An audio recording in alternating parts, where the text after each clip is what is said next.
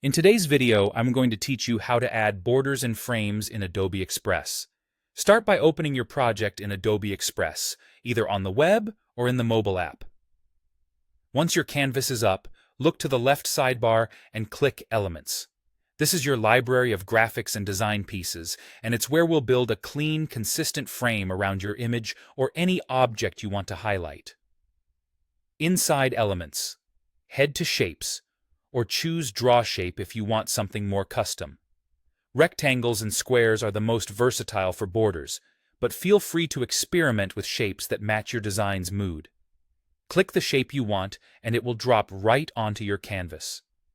With the shape selected, use the Settings panel to refine the look. Adjust the border style to choose between solid, dashed, or other variants. Increase or decrease the border thickness until it's visible but not overpowering. Set the border color to match your brand or contrast your background so it really pops. If you want a classic empty frame, set the fill to none or reduce fill opacity so the middle stays transparent. Opacity is also great if you want a tinted panel behind your content without fully covering it. Resize the shape by dragging the corner handles so it's slightly larger than the object you're framing. Aim for even spacing on all sides. Consistent padding will make the border feel intentional and tidy. If the shape is covering your image, layer it behind. Use the Arrange options to send the shape backward until your photo sits on top, creating a clean frame effect without cropping anything. If you prefer something more decorative or want to save time, go back to Elements and search for Border or Frame.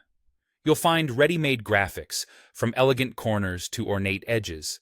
Select one, place it on your canvas, and then tune the color and size just like you would with any shape.